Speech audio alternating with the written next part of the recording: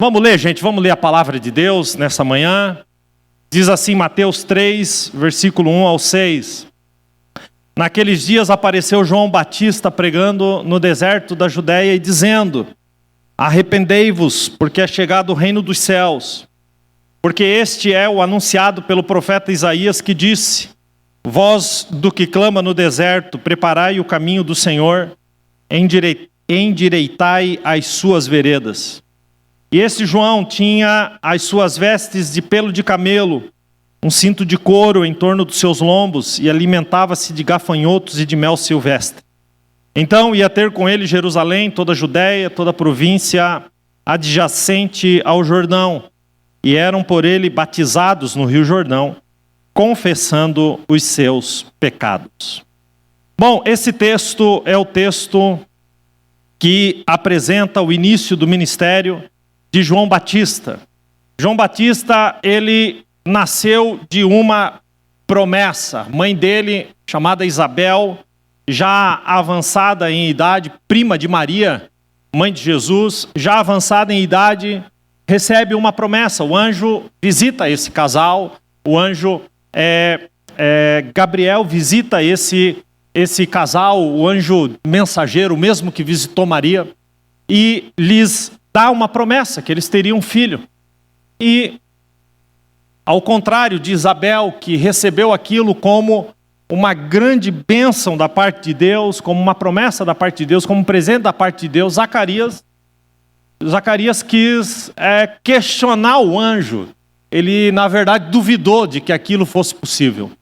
E porque ele duvidou, o anjo Gabriel disse para ele: olha, porque você não acreditou, você vai ficar mudo até o nascimento do seu filho.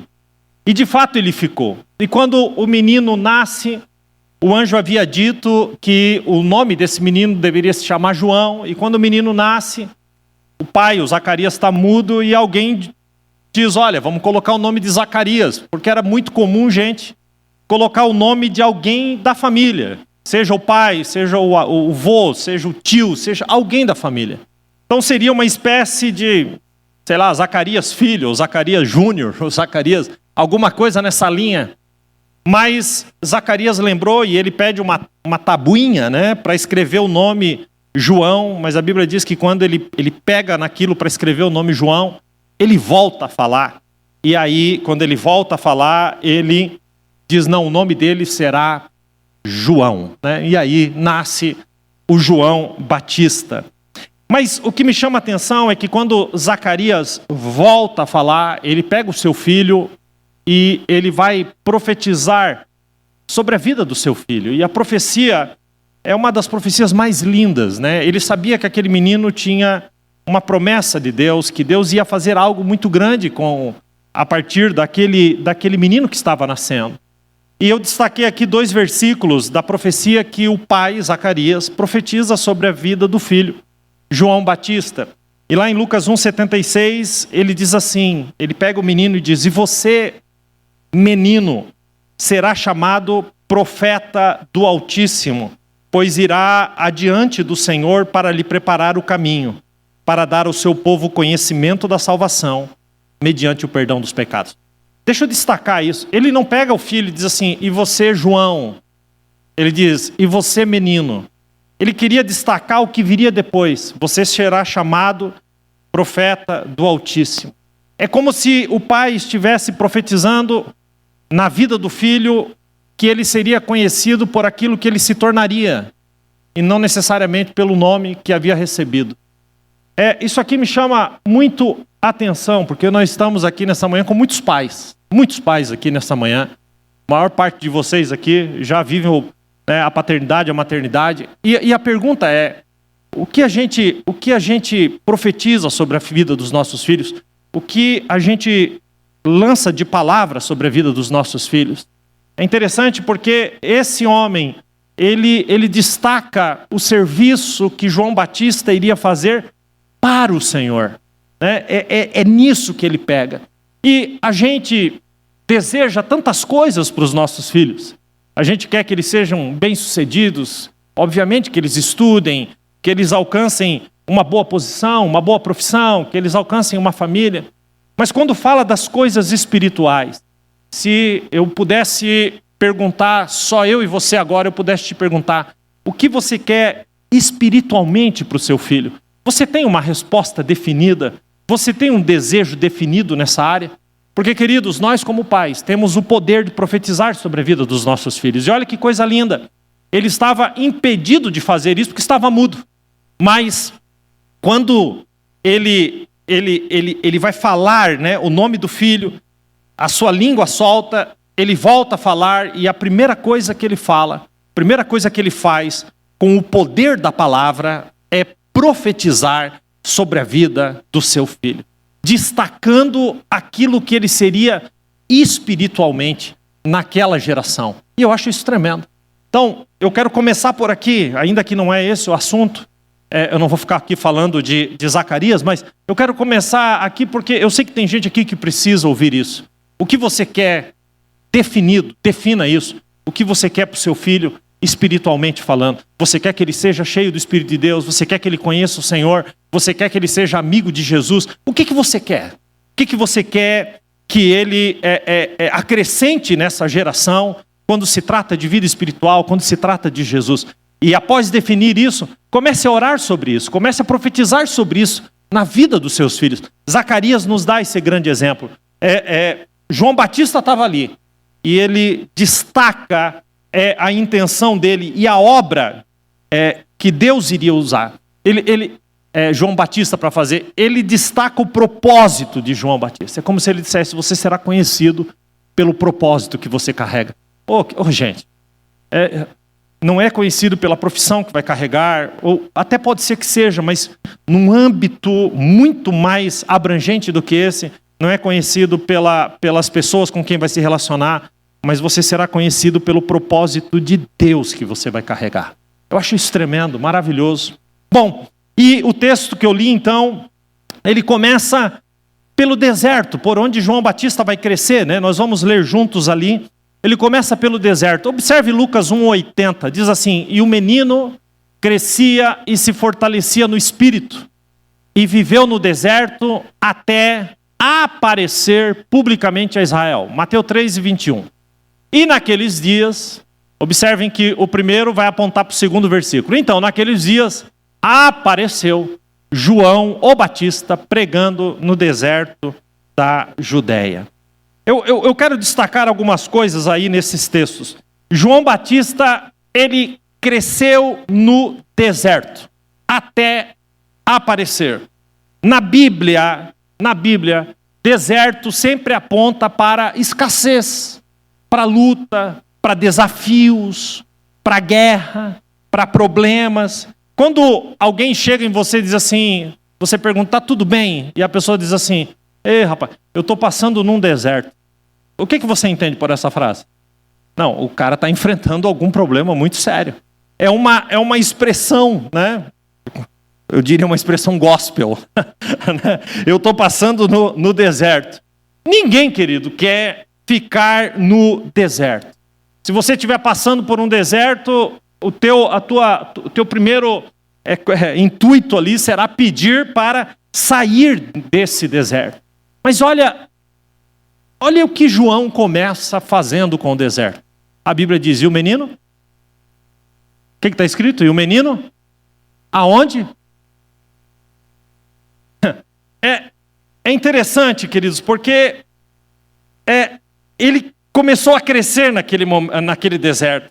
Deus manteve João Batista no deserto. Pastor, não quero ouvir isso. Então vai ouvir de novo. Deus manteve João Batista no deserto. Pastor, vira a boca para lá, viro. Deus manteve João Batista no deserto. Deus manteve João Batista no deserto. O deserto, para João Batista, era a preparação para ele cumprir o seu propósito. Observe, queridos, que diz que o menino crescia e se fortalecia no deserto. Então comece a receber aqui uma palavra de Deus na sua vida. Deserto é lugar onde a gente pode se fortalecer no Senhor. Deserto com Deus tem um propósito.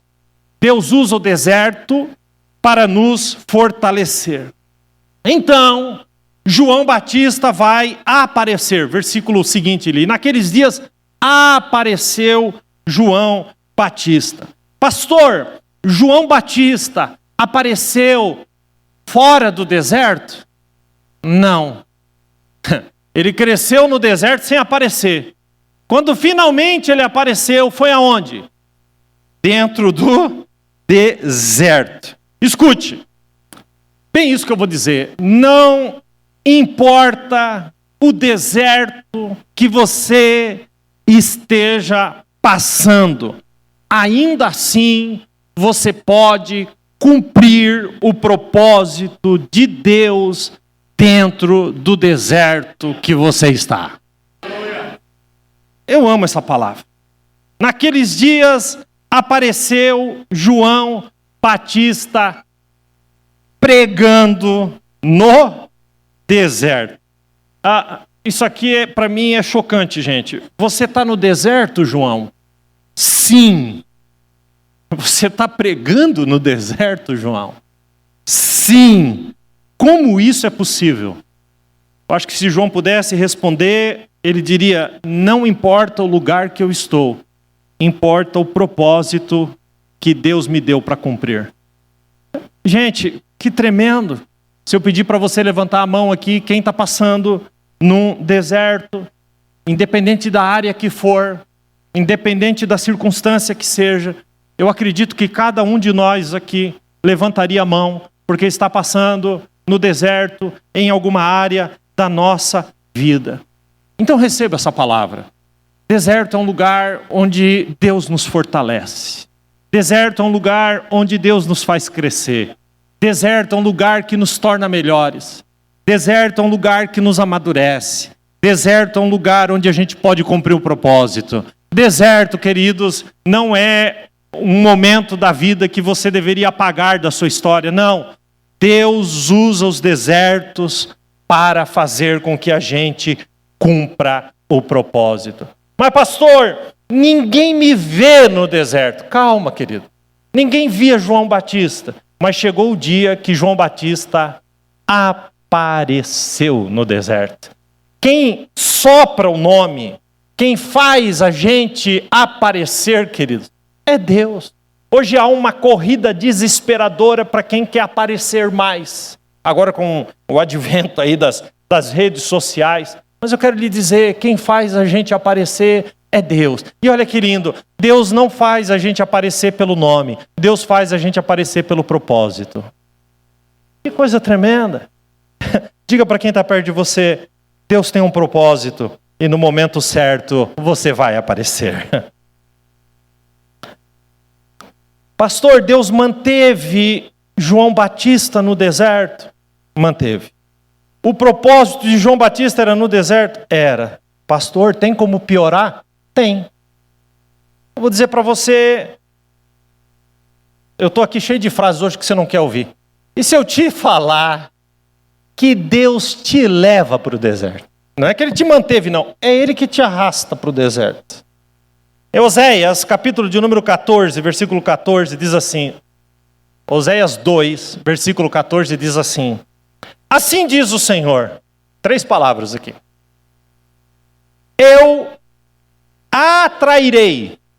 Primeira palavra. E o levarei para o deserto. E ali no deserto, falarei ao seu coração.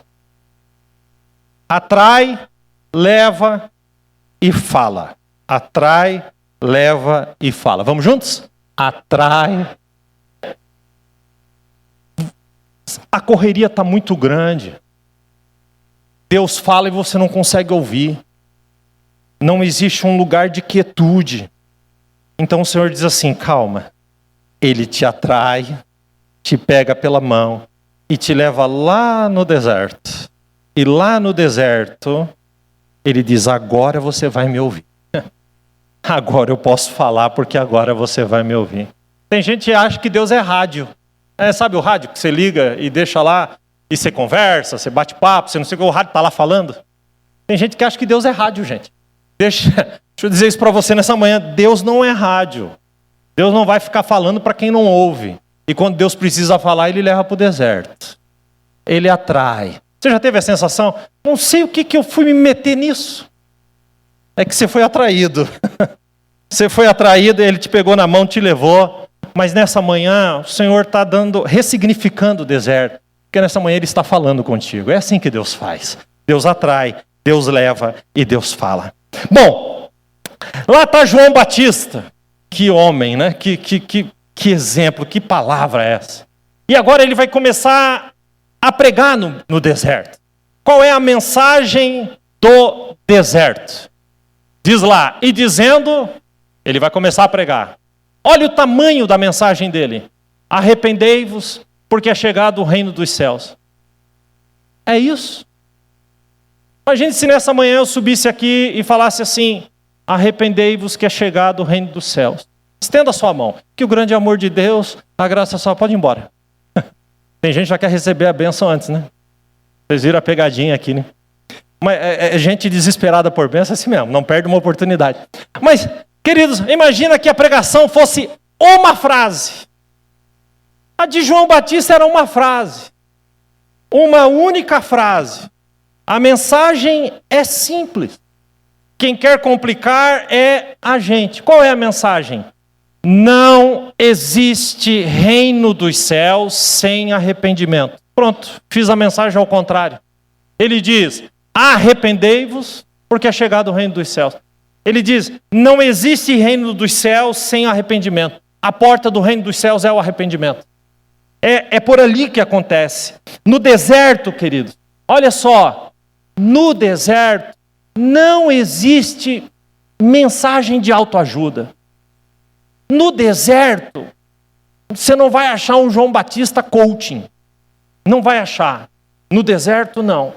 No deserto, queridos, não existe mensagem antropocêntrica, onde o homem, onde você é o sol, onde tudo gira ao seu redor, onde você é o centro. Não, não. No deserto não tem. No deserto, querido, não tem mensagem, venha como está e fique como veio. Não, não tem.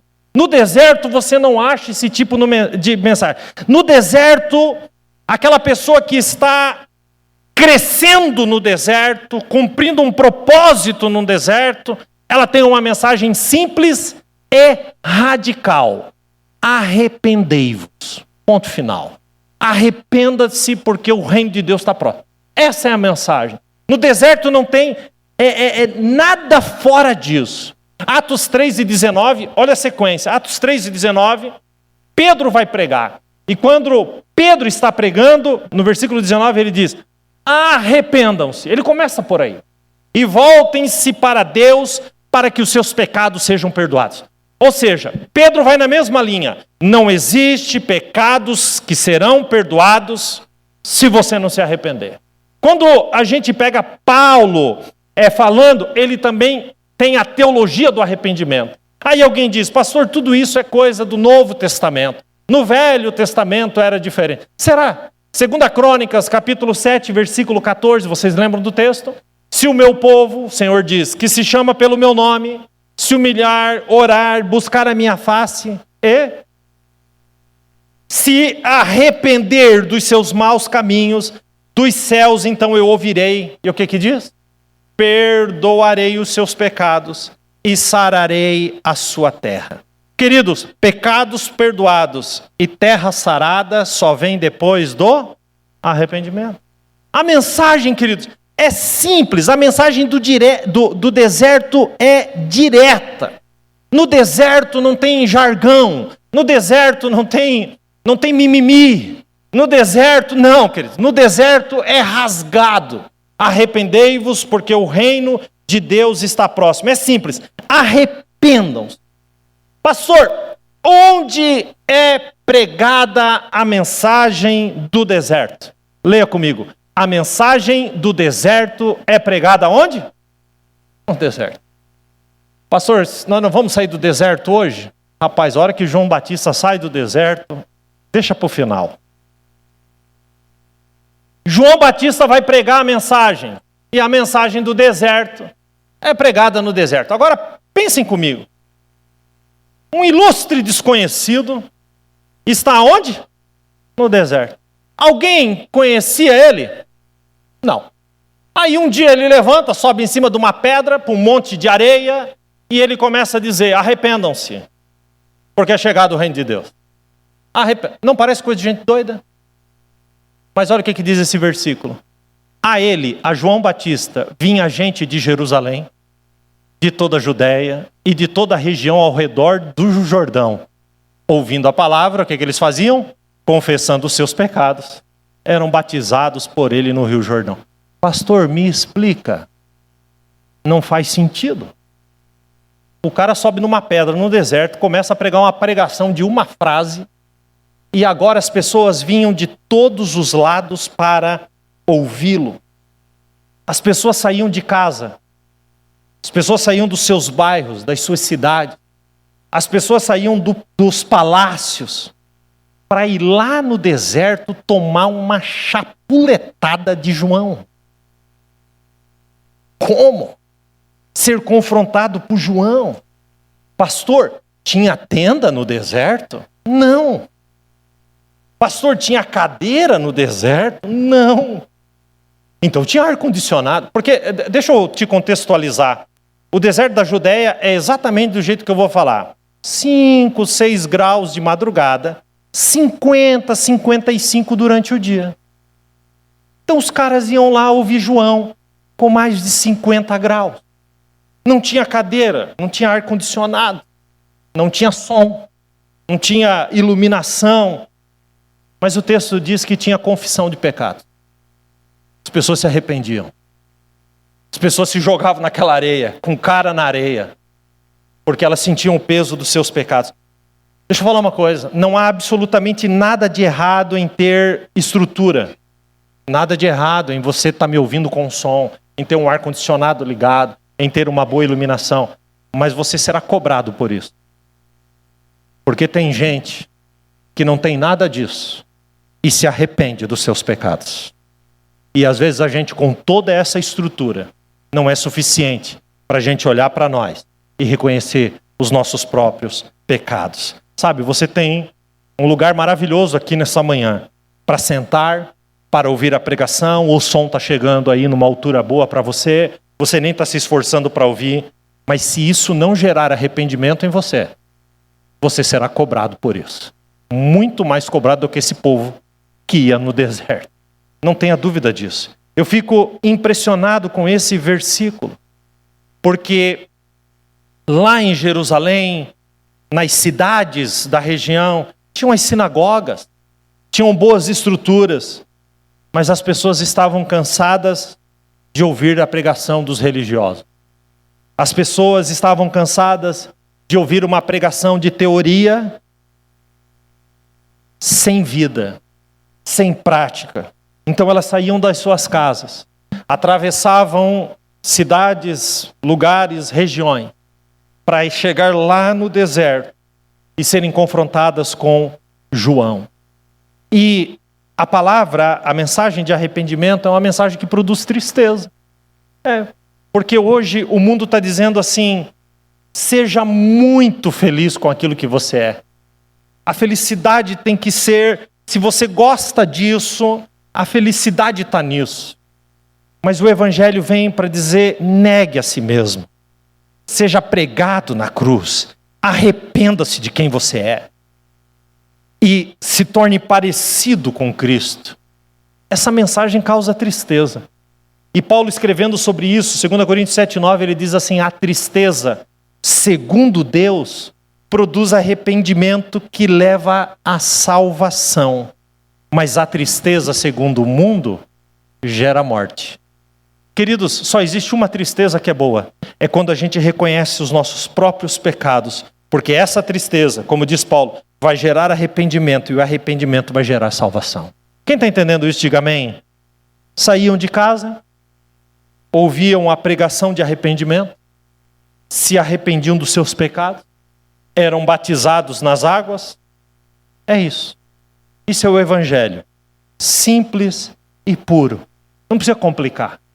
É isso, gente. O Evangelho é simples. Mas eu quero voltar para João. João é aquele homem nascido para um propósito. Olha o que diz o texto. Porque este é o anunciado pelo profeta Isaías que disse. Ou seja, o profeta Isaías profetizou sobre João.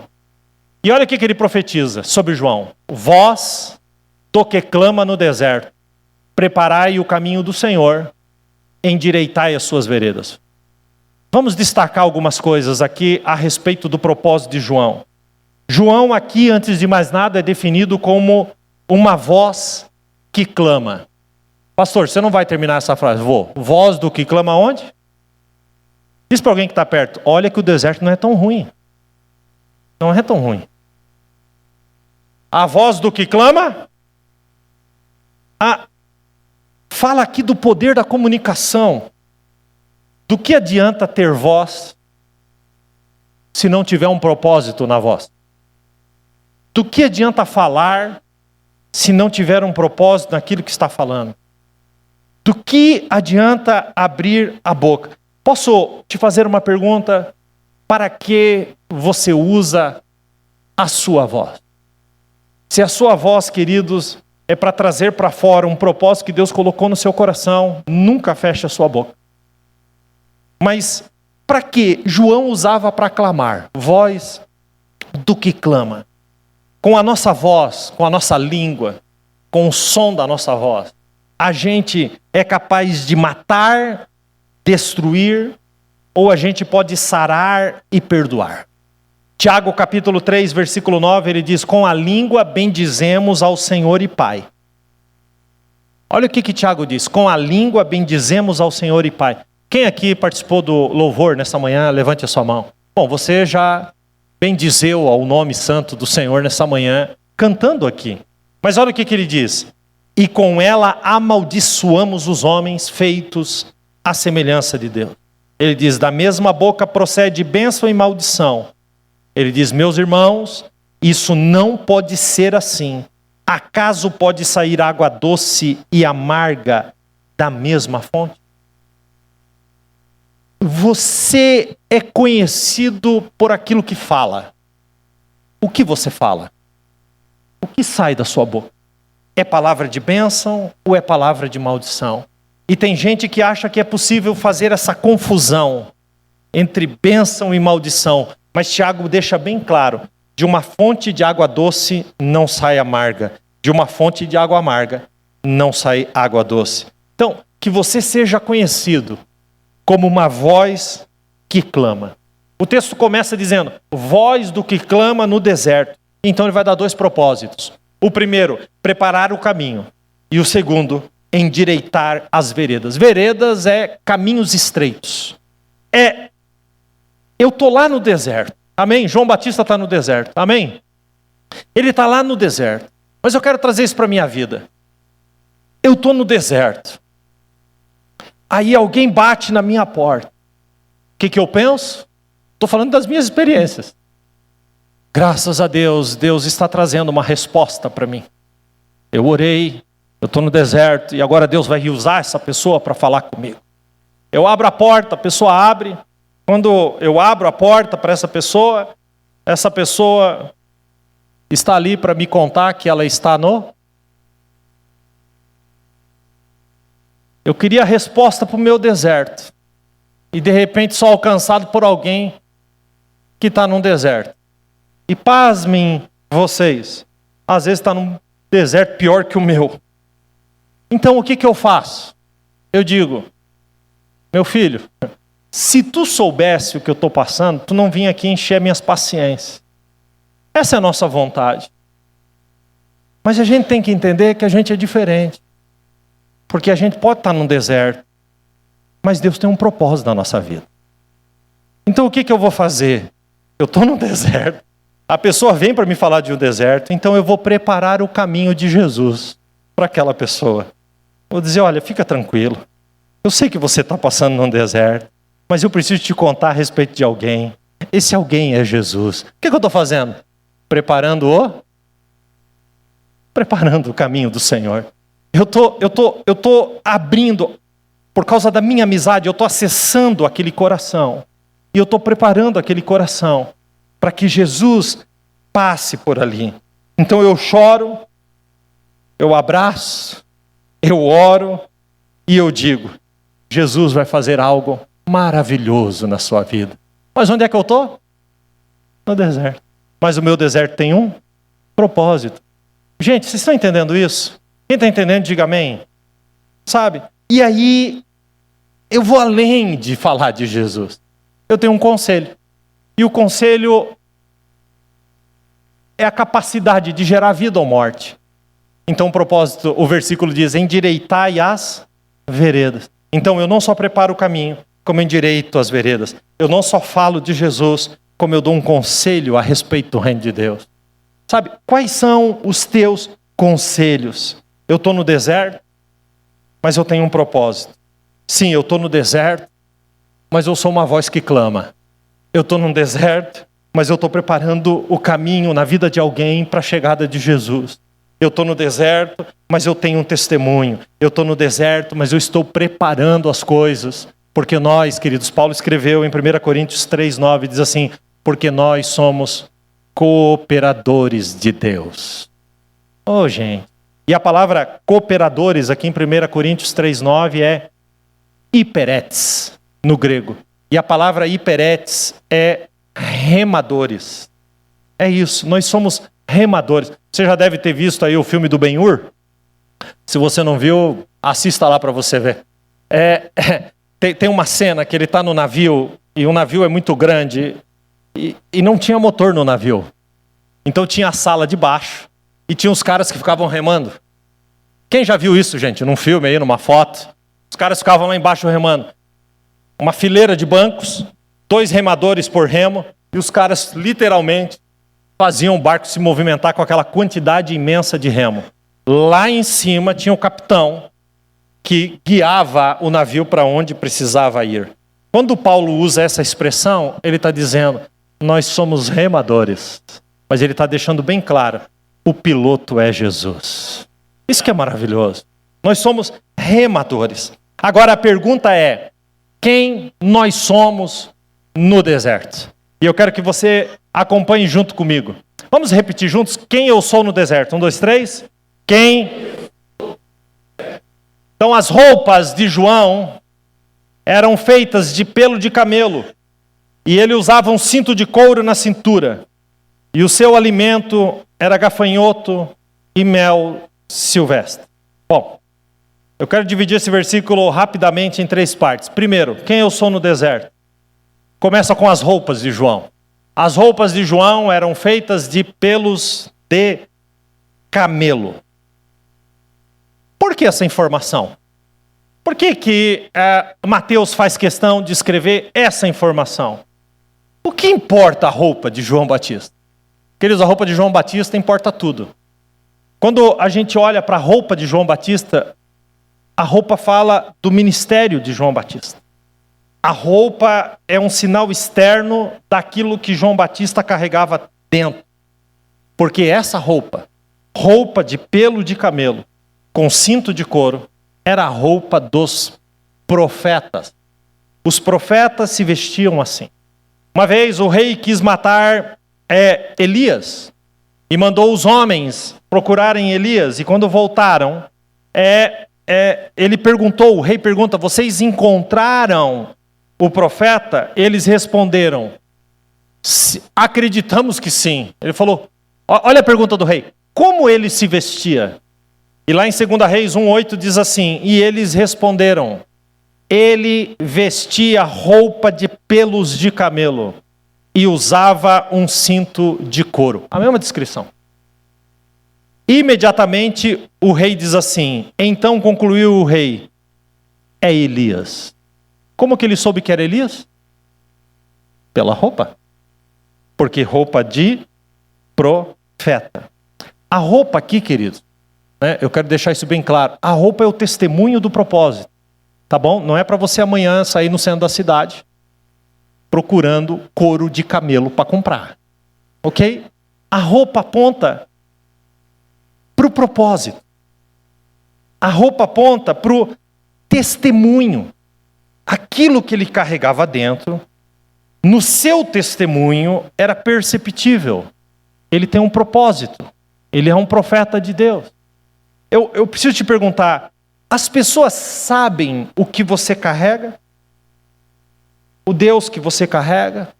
As pessoas percebem no seu testemunho, naquilo que você fala, naquilo que você compartilha, na forma como você vê as situações, que você tem algo de Deus dentro de você?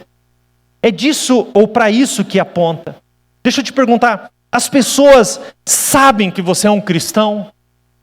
Seu comportamento e atitudes são compatíveis com o Cristo que vive em você? João Batista, ele tinha um sinal externo, um testemunho de que ele era aquilo que ele recebeu de Deus. O que ele recebeu do Senhor? Um ministério profético. As pessoas olhavam e diziam, esse cara é um profeta de Deus. Ele usa roupa de pelo de camelo e ele usa um cinto de couro. Esse cara é um profeta. Pronto. Por causa do testemunho. Então as pessoas identificavam o que ele carregava pelo testemunho dele. As pessoas sabem que você é um cristão pelo seu testemunho? Testemunho, gente, aqui é o oposto da voz.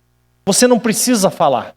As pessoas dizer que é cristão, mas na sua conversa, no seu jeito de ser, no seu jeito de ver as circunstâncias da vida, as pessoas percebem que você tem Jesus no coração, porque João tinha esse testemunho. Agora, vai mais longe, e a Bíblia vai dizer que ele usava um cinto de couro na cintura, e o seu alimento era o quê? Gafanhotos e mel. Gente, parece um versículo tão aleatório, mas eu já provei para vocês que o fato dele usar essa roupa nos traz uma mensagem. O que tem de mensagem naquilo que ele comia? Gafanhoto e mel. O que isso tem a ver? Para que isso aponta? Bom, deixa eu primeiro falar do gafanhoto. Gafanhoto, queridos, foi a 8ª praga do Egito. Quem lembra, lá em Êxodo? A 8ª praga que Deus manda para o Egito, porque Faraó endureceu o coração contra Moisés, para que o povo fosse liberto. A 8ª praga é a praga dos gafanhotos. E a Bíblia vai narrar que foi uma destruição na lavoura, nas plantações, que destruiu, que comeu a comida do Egito, aqueles gafanhotos. Então, os gafanhotos estão intimamente ligados àquilo que devora, àquilo que destrói, àquilo que mata, àquilo que tira a vida. O profeta Joel, capítulo 1, versículo 4, ele faz uma conexão entre 4 fases de um mesmo gafanhoto e a destruição que esses gafanhotos causam, e ele mostra como Israel foi destruída a partir desta figura. Então, Joel, capítulo 1, versículo 4, diz assim, o que o gafanhoto cortador deixou, o gafanhoto peregrino comeu. E o que o gafanhoto peregrino deixou, o gafanhoto devastador comeu. E o que o gafanhoto devastador deixou, o gafanhoto devorador comeu. Ele está dizendo, quando o gafanhoto chega, ele destrói tudo.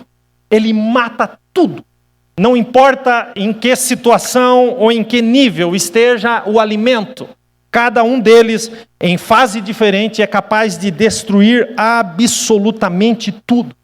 Onde o gafanhoto chegava, o gafanhoto devorava. Vou repetir isso. Onde o gafanhoto chegava, o gafanhoto... Agora vamos voltar aqui para João.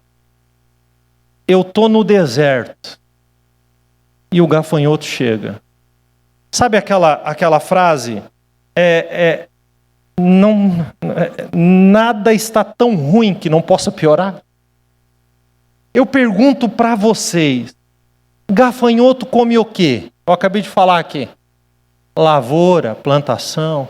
Alguém já viu gafanhoto comer areia? O que o gafanhoto foi fazer no meu deserto? Meu filho, aqui já está difícil. Até para mim, você veio aqui fazer o quê? Gafanhoto não come areia, gente. Gafanhoto come plantação. Mas no deserto de João Batista apareceu o gafanhoto. E tem alguém aqui dentro da cabeça dizendo assim, pastor, eu estou quase desse jeito. O deserto está tão feio, parece que agora ainda tem gafanhoto. Para acabar com tudo. Mas João nos ensina algo tremendo. Quem recebe essa palavra? O que João nos ensina? que o que veio para me devorar será devorado por mim. Vamos aplaudir Jesus? O gafanhoto chegou lá para devorar. Ele disse, vem aqui. Ah, tu acha que é tu que vai me devorar? Vem aqui. O que veio para me destruir será destruído por mim. Porque eu posso estar no deserto, mas Deus tem um propósito na minha vida.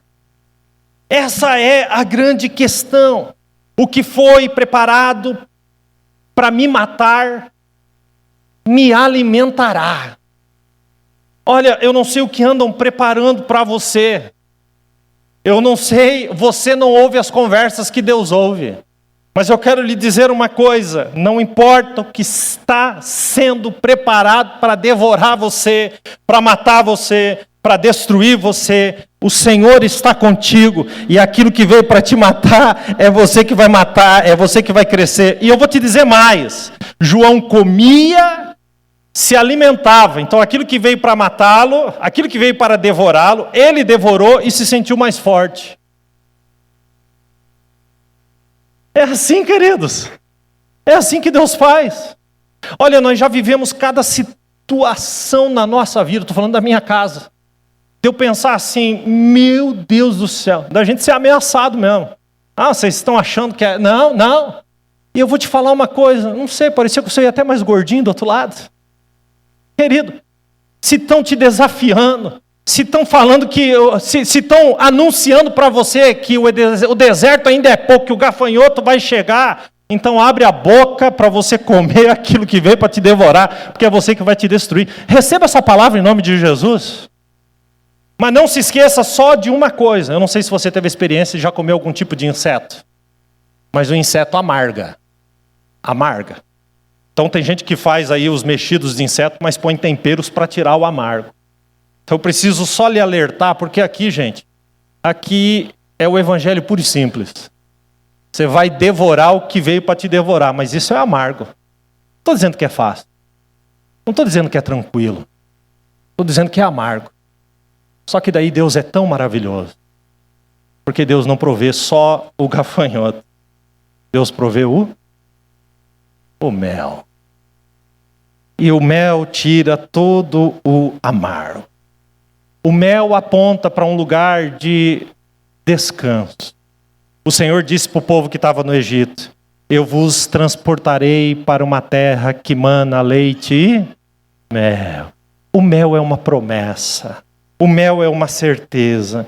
O mel está intimamente ligado à palavra de Deus. Escuta o que o salmista diz no Salmo 119, versículo 103. Como são doces ao meu paladar a tua palavra, como o mel para a minha boca. Sabe o que isso significa? Eu não sei se a sua semana foi amarga, mas hoje existe mel da parte de Deus. A palavra de Deus para a sua vida, a palavra de Deus para a sua casa. Queridos, a Bíblia é imperativa quando o assunto é mel. Olha o que diz Provérbios 24, 13. Olha como é imperativo. Come mel, meu filho, porque é bom. O favo de mel é doce ao paladar. Uma conexão com a palavra. Está dizendo, coma a palavra. Viva pela palavra, se alimente da palavra. O mel aponta para uma escolha. A palavra de Deus também. Olha o que diz Isaías 7,15. Diz assim, então comerá mel quando souber desprezar o mal e escolher o bem. Olha isso. Você comerá mel quando decidir, quando souber desprezar o mal e escolher o bem. A palavra de Deus é para todos aqueles que a amam. Quem sou eu no deserto? Eu sou aquele que dá testemunho. Quem sou eu no deserto? Eu sou aquele que me alimento daquilo que veio para me matar. Que destruo aquilo que veio para me destruir. Quem sou eu no deserto? Eu sou aquele que decidiu pela doçura da palavra. Esse sou eu no deserto. Pergunta para quem está perto, quem é você no deserto? eu vou concluir. Eu poderia ficar aqui o dia inteiro falando de João Batista, mas eu quero destacar só 2 coisas na vida dele. Jesus chega, e ele que veio preparar o caminho para o Senhor, aponta para Jesus e diz: esse é o Cordeiro de Deus que tira o pecado do mundo. Os discípulos de João Batista começam a ficar enciumados com Jesus. Parece que ele está aparecendo mais do que tu. Parece que ele está tendo mais destaque do que tu. E a resposta de João Batista, vocês conhecem, João 3,30. É necessário que ele cresça e que eu diminua. João Batista sabia exatamente quem ele era. Quando perguntaram para ele: é tu o Messias? Ele disse: não, eu sou só a voz. A voz do que clama. O Messias já está no meio de vós, mas vocês não o conhecem. João Batista começa a apontar para Jesus. João Batista sai do deserto. Quem vai dar um glória a Deus? E foi preso. Pastor, hoje está difícil. Eu não sei nem se eu termino, porque vai piorar muito agora. João Batista é preso. Aí João Batista chega na corte, olha para Herodes e diz assim: viu, tu está dormindo com a mulher do teu irmão. Se arrepende. Herodes arrepia. Herodes manda prendê-lo, mas tinha medo de matá-lo. Mas a Herodias, mulher de Herodes, queria a cabeça dele de todo jeito. E Herodes não queria matar. Então um dia a filha de Herodias entra numa festa de Herodes e começa a dançar de forma sensual. E quando ela termina a dança, Herodes, mais chapado que sei lá o quê, dá um grito lá do meio: ó, menina, pede-me o que quiseres e te darei até a metade do meu reino. Cuidado para não usar essa frase para falar para tua esposa, porque foi Herodes que disse para essa menina. Ok? Não sei o tamanho do teu reino, mas segura. A menina não respondeu de bate-pronto, muito bem ensinada. Ela foi lá atrás da cortina e perguntou para a mãe: o que eu peço? E a mãe, cheia de raiva, diz: pede a cabeça de João Batista num prato. A menina volta para a festa e diz: eu quero a cabeça de João Batista num prato. Herodes, que não tinha escrúpulo nenhum, ficou para baixo, ficou mal. Mas como ele tinha falado, ele disse: vai lá, corta a cabeça de João Batista fora. Quem já está preferindo o deserto diz amém. Corta a cabeça de João Batista e traz num prato. João Batista morreu ali. Traz a cabeça num prato. Então, os discípulos de João, ao ouvirem isso, dizem em Marcos capítulo 6 e 29. Tendo ouvido isso, os discípulos de João Batista vieram, e diz assim o texto: levaram o corpo e o colocaram num túmulo. Eles levaram o corpo sem? E colocaram num túmulo. Você pode achar esse final muito triste. Mas João viveu por um propósito: preparar o caminho do Senhor. Quando o Senhor chegou, ele sai de cena. Pastor, mas por que sair de cena dessa forma? Porque os grandes homens e as grandes mulheres de Deus que já passaram nessa terra pregam até na morte. Que pregação é essa, pastor? João Batista foi decapitado, ficou sem cabeça, foi sepultado. Na morte de João Batista estava pregando: eu já posso sair. A minha cabeça não tem valor, porque surge agora o novo cabeça. O cabeça da igreja. João Batista estava pregando. A Bíblia vai dizer, Colossenses 1,15, que Jesus é a imagem do Deus invisível, o primogênito de toda a criação. Escute isso. Porque em Jesus foram criadas todas as coisas no céu e na terra, as visíveis e as invisíveis, sejam tronos ou soberanias, poderes, autoridades, todas as coisas foram criadas por Ele. Ele é antes de todas as coisas, e em Jesus tudo subsiste. Eu quero que você aplauda depois que eu ler o último versículo 18. Jesus, Ele é não é Ele é o cabeça da igreja. Ele é o cabeça da igreja.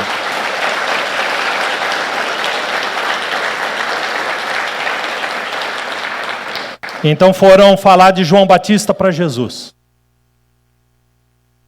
Você acha que Jesus estava no mesmo nível que nós aqui, gente? Jesus sabia que logo ali, depois da curva, ele estaria com João Batista na glória. Porque o crente tem promessa, gente. Tem esperança.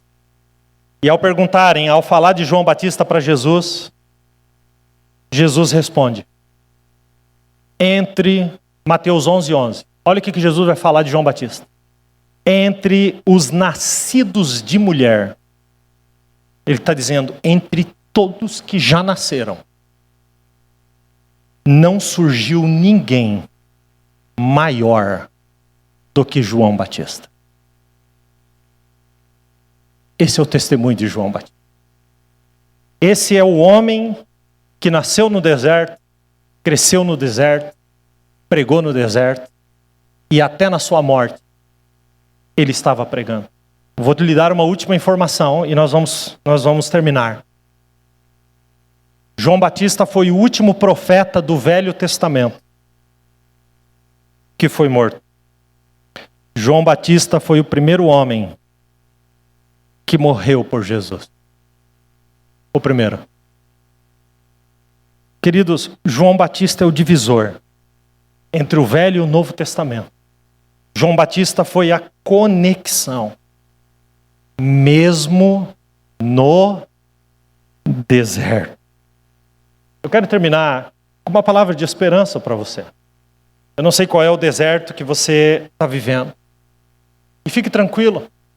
Ninguém vai sair por aí arrancando a sua cabeça e colocando num prato. Ainda que tem gente que tem vontade de fazer isso com você, viu? Não te contaram? Mas o que João deixa aqui bem claro é o seguinte. Que eu diminua e que ele cresça. E que a minha vida e até a minha morte aponte só para ele, que é o Senhor da minha vida e da minha história. É isso. Essa é a mensagem. Mesmo no deserto. Eu vou te perguntar, qual é o deserto que você está vivendo? Talvez seja um deserto de medo, de preocupação com o que vai acontecer logo ali depois da curva. Talvez seja um deserto de pânico, de guerra, talvez seja uma situação, talvez seja um problema familiar, talvez seja um sonho, um desejo, talvez seja a sua luta, a luta da sua carne contra o mundo. Aliás, a carne guerreia contra nós mesmos. Talvez seja uma luta em ser a voz de Deus, a voz do que clama, ao invés do grito de mim mesmo. Eu não sei. Cada um de nós pode estar passando no deserto. Mas aprenda com João Batista. Nós compartilhamos aqui hoje. O Caio vai pôr ali. Isso, Caio. Coloca aí, meu filho. Nós falamos sobre o deserto. A mensagem do deserto. A mensagem do deserto é pregada dentro do deserto. Nascido para um propósito. E quem sou eu no deserto? Queridos, eu preciso trazer você a esse lugar de reflexão nessa manhã. Eu olhando daqui, você está tão bonito hoje, botou uma roupa legal, hoje é domingo. Não dá nem para perceber se você está vivendo um deserto ou não. Mas Jesus te conhece. Jesus sabe. Jesus vê aquilo que eu não estou vendo. O Senhor sabe o tamanho daquilo que você está vivendo, passando. Talvez você esteja enfrentando o que nunca enfrentou. Talvez você estava num lugar confortável, mas Jesus te atraiu para o deserto. E às vezes você está num dilema: por que eu fui entrar nesse deserto? Mas o Senhor está te dizendo: não foi tu que entrou, foi eu que te coloquei, porque eu tenho um propósito. Eu quero falar contigo, eu quero te fazer maior, maduro, eu quero te fazer mais parecido comigo. Sabe, o que você está vivendo? Qual é o seu deserto? E eu posso lhe dizer que você tenha na mão, na memória e na ponta da língua sempre o entendimento. Não importa o que eu esteja vivendo, não importa se isso está me diminuindo, o que importa é que Jesus está crescendo, que Ele cresça, que eu diminua. Queridos, João Batista, um homem que nasceu no deserto, cresceu no deserto, se fortaleceu no deserto, pregou no deserto, alcançou tantas vidas no deserto, e quando finalmente saiu no deserto, foi para na sua morte apontar que existe um cabeça, e é Ele que importa, até na sua morte. Queridos, esse é o desejo do meu coração para mim primeiro, porque eu quero essas coisas, eu quero isso, viver por um propósito, e ainda na morte poder pregar. Tantos homens que pregaram na morte. Abel, que foi morto por seu irmão Caim, a Bíblia diz que o seu sangue prega ainda hoje. É pregar depois da morte, é o exemplo. Moisés, depois de morto, Deus diz para Josué: Moisés, meu servo, é morto. Meu Deus, já tinha morrido. Mesmo morto, continuava sendo servo, pregando até depois da morte. Que a minha vida e a sua vida não seja apenas um ponto final numa história qualquer, mas que mesmo depois da morte você fique sendo lembrado pregando como aquele que cumpriu um propósito. Verdade. Comendo gafanhoto, amargando a boca, lutando com dificuldade, mas sendo sempre confortado pelo mel da palavra de Deus. Receba o conforto de Deus na sua vida. O Senhor está contigo. Pastor, mas foi muito gafanhoto essa semana. Pelo amor de Deus, levante a sua mão então. Receba a palavra de Deus, a palavra que te adoça, que faz o seu nível descer. Olha o teu estresse, porque o mel vem, a palavra vem. Jesus está aqui, queridos, nessa manhã. Quantos estão sentindo a presença de Deus nessa manhã? Digam amém.